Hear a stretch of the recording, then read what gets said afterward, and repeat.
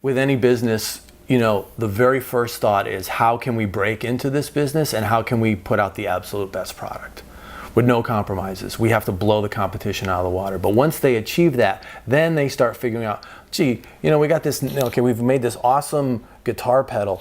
How can we make this knob 4 cents cheaper? And that times 100,000 units plus this little wire, we could have somebody else solder this, or we could have a machine do this. Then they start thinking of how they can cut corners and still get their product out there. So I think the same thing happened with the record industry. They didn't even know what they had. In the beginning, it was just everything was on fire, the music and the money was flowing, and there's just behaviors that are classic rock stars, like the Who and all that stuff, driving cars into swimming pools and throwing stuff out the hotel room windows. Like that sounds like that's classic stuff, but it was allowed because you were an artist. Now it's much more of a business, and I think that accountants and bottom line people have come in and it's changed. It's definitely changed. Now that's not to say that there aren't talented artists out there. But I think the combination of technology and the way that the business works, it makes it more difficult to really have a voice. I think the bottom line has gotten much more, become much more the bottom line. A lot of my favorite bands like Kiss, it took them 3 records before they broke. Casablanca was actually going broke, trying to break Kiss. And their 4th record, which was the Kiss Alive, they weren't able to capture what they did in the studio, so that live album came out and really captured what they did. And they had a hit with Rock and Roll Night, which had been released on a previous record but didn't do anything. Same thing with Cheap Trick, I Want You to Want Me was on their 1st record. It took their 4th record live at Budokan for them playing in their natural kind of habitat, as it were, for them to break with that tune. Artist development is not what it was, and I think it was much more about the artistry. I think real rock and roll was born, with Elvis and Bill Haley and Little Richard and Chuck Berry. What you're calling oldies is that's just 50s. But to me, that's really the most rock and roll of anything. I mean, though you listen to Tutti Frutti, and there's nothing more out of control, powerful, louder than that. I have a two-year-old son, and I've been playing records with him around since he was born. And around 1, he's standing up and he's starting to move around, and I played Lucille, and he lost his mind. He just started frantically shaking his head and flailing his arms. He had this just primal response to that. I mean, he doesn't know what that is. It's just a sound to him. But and I've played, Motley Crue and Kiss and whatever else. He's heard all kinds of different stuff, but when he heard Little Richard, he just lost his mind. For me, classic rock is not evolving, but that's where I grew up. So for me, it's the classic stuff, 70s, To me, 60s rock is like 60s or the British Invasion stuff. So you got the Stones and the Kinks and the Who and the Beatles and all that. I think it is the term as far as radio stations are concerned. Yeah, it's evolving because it's rock and it's classic, but classic to who? So classic to someone born in the 70s like me, yeah, that's Aerosmith and maybe Cheap Trick's right on the edge of that, but for me it's like more in the early 70s, But if someone was born in 1980 or born in 1990, classic rock for them eventually will be, I don't know what, Nickelback? So it's rock that's classic, you know what I mean? So because we don't think of Elvis as classic rock, he's 50s rock, but maybe if you were born in 1940, the 50s would be like that classic rock thing, you know what I mean? And Aerosmith would be some new thing that you're not familiar with.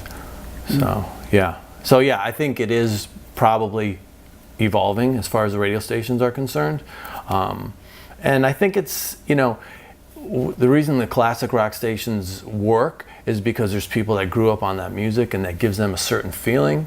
And so when they hear those tunes, it gives them that feeling again, And so that's why that works. But as those people get into probably like their 50s and maybe going into their 60s even, maybe they're not listening to radio as much, so they want to have a younger audience, and so you got people that maybe grew up on STP or Nirvana and that kind of stuff, and so they're going to want to hear that because that reminds them of their childhood, you know, whereas hearing, you know, American Band by Grand Funk may mean nothing. But you know, on the subject of classic rock generally, there's a spirit and an energy to the 70s, and it's infused in those records that were made at that time, and nothing else sounds like that. You know, every decade has its own sound, and the 70s has that sound that just feels good. I mean, think of 70s, Have a Nice Day, and the smiley face. You know, the 80s was a bit more of a kind of self-indulgent, serious thing, and then the 90s was, you know, depression and, you know, flannel shirts and that whole. I mean, a lot of those singers from those bands are dead.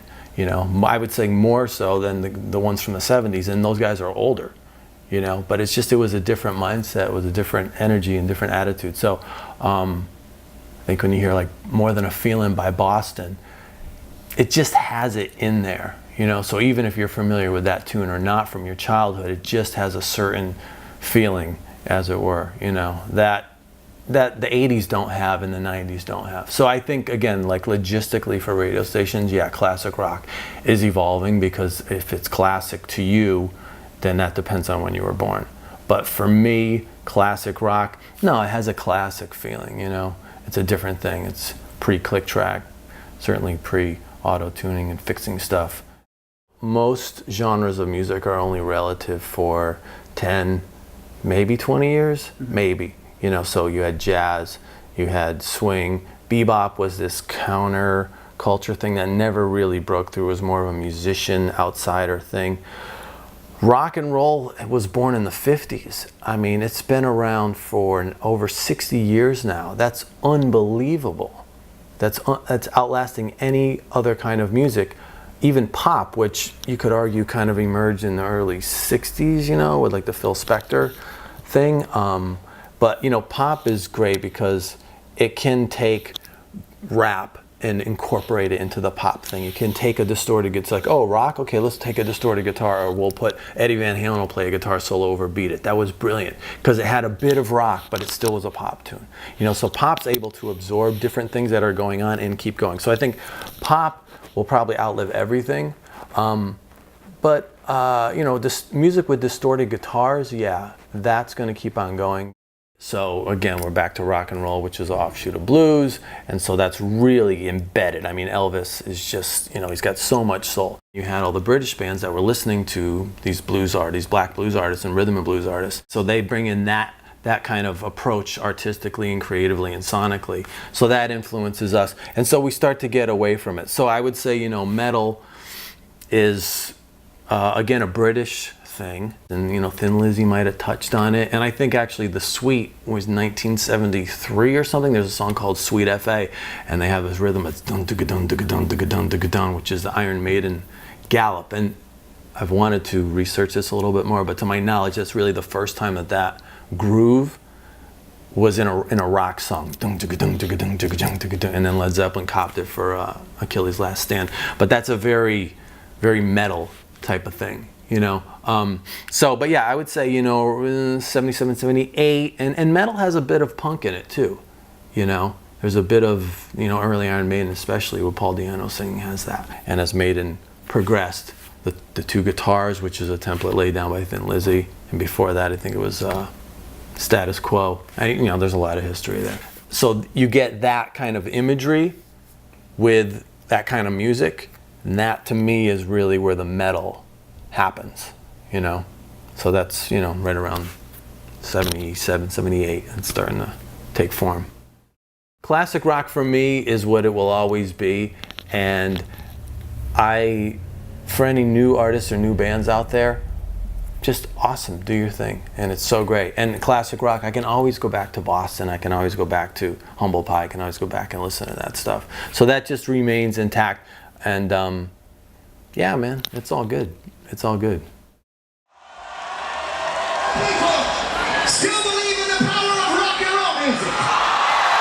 Hey, thanks for watching. My name is Daniel Sarkisian. I'm an independent filmmaker from Toronto. Ready?